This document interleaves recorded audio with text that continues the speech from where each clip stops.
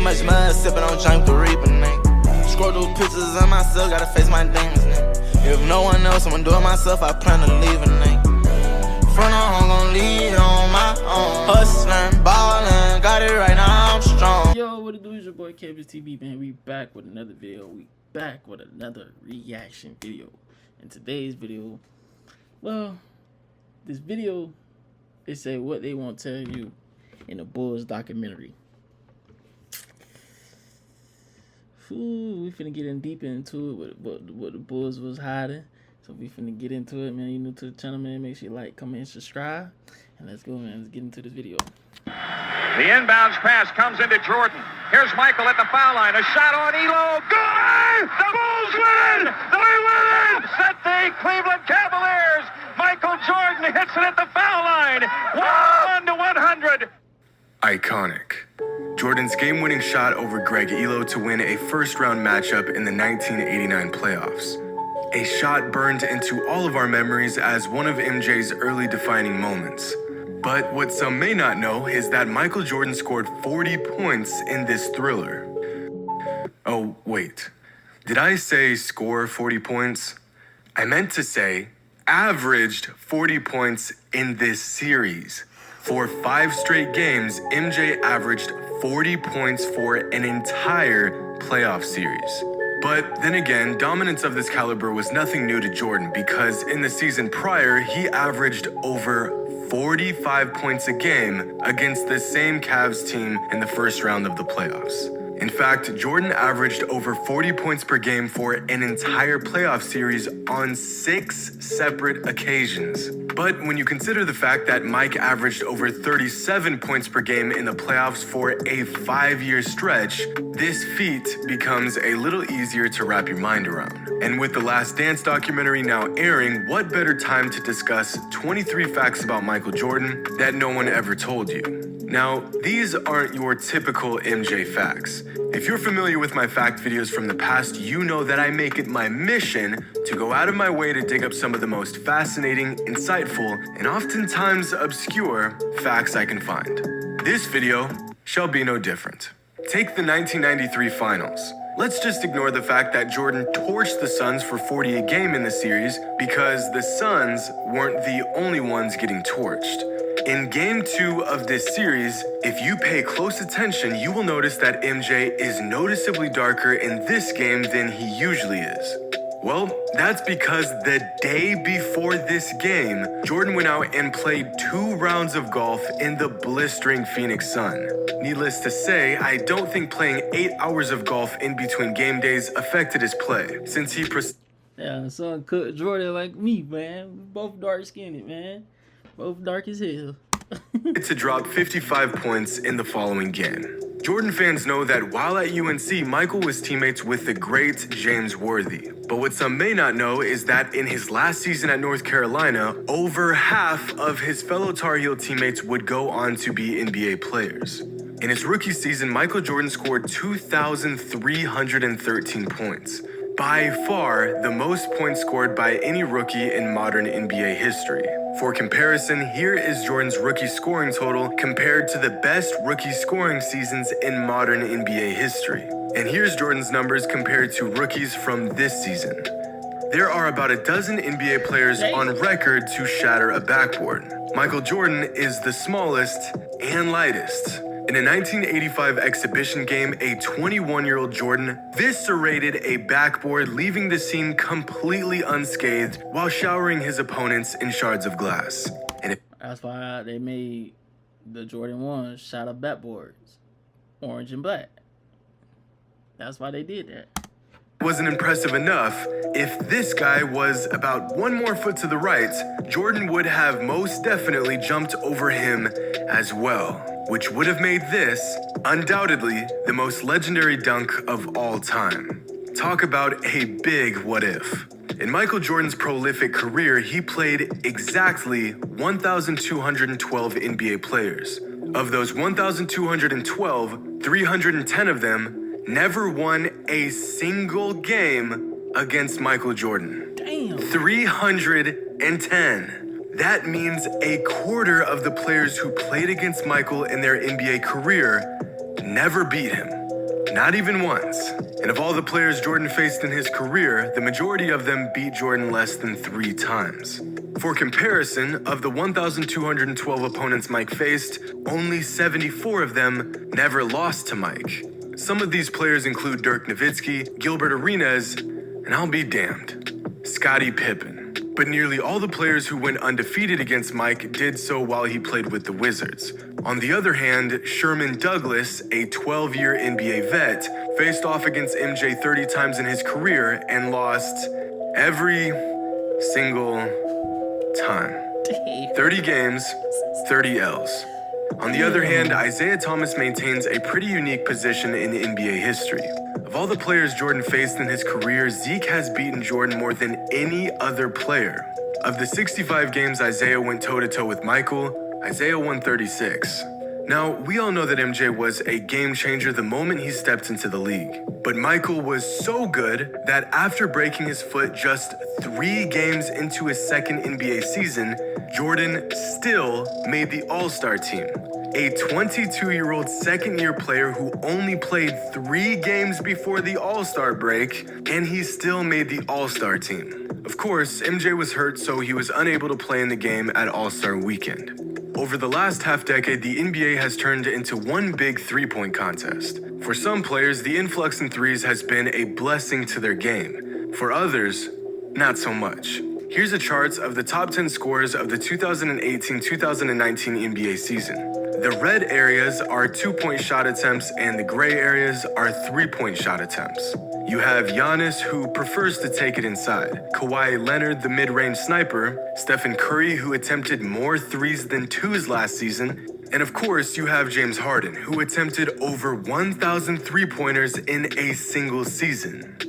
And then there's Michael Jordan, who in the 1987 NBA season averaged over 37 points per game and only shot 66 three-pointers the entire regular season. That's less than a single three-pointer every single game, which means that season only 2% of his shots came from beyond the arc. MJ did not need a 3-ball to drop 40 on a man's head. In the summer of 1995, during the filming of Space Jam, Warner Brothers assembled an entire basketball gym fit with a weight room so Michael Jordan could practice during filming. During these practice sessions, Michael would invite fellow NBA players out to get some runs in. Some players, including Kenny Smith, Charles Barkley, Reggie Miller, Magic Johnson, and Dennis Rodman.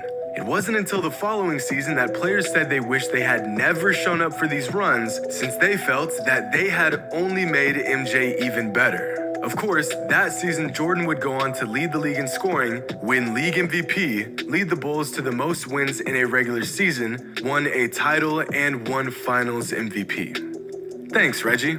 Now, box plus minus is an interesting stat. At face value, it doesn't seem to be very accurate or insightful. But all things considered, with a big enough sample size, it is actually a great indicator of a player's value. And let's just say Michael Jordan was very valuable, since he holds the NBA record for highest box plus minus for a career. And this includes his years with the Wizards. But the greatness does not end there. MJ also has 6 of the top 10 value over replacement seasons. He has the highest career PER in NBA history, the highest career points per game in league history, the highest career win shares per 48. In fact, when playing with the Bulls, Jordan led the league in most advanced statistical categories more often than not, which really is just another piece of evidence for Jordan's greatness. But one of the only knocks against MJ's game was his subpar three-point shooting. Now, he wasn't bad at shooting the long ball, but by his standards, it might have been the weakest part of his game. And yet, in 1996, Michael Jordan finished the regular season shooting 43% from downtown on 260 attempts. That is better than any single season from Reggie Miller, Kevin Durant, LeBron James, Damian Lillard, James Harden, Kobe Bryant, Allen Iverson, Russell Westbrook, and Dwayne Wade. At the conclusion of his senior season in high school, Michael Jordan scored 30 points in the McDonald's All-American game, a new scoring record for the event and one that would stand for 18 years. Yet, Jordan didn't even win MVP of the game. Adrian Branch from the East and Aubrey Sherrod from the West both won co-MVP with 24 points and 19 points respectively. And before we continue, let's learn about one of the rarest feats in NBA history: leading a team to a championship while leading the league in scoring. When you exclude Michael Jordan, here is the entire list of every player to ever accomplish this feat.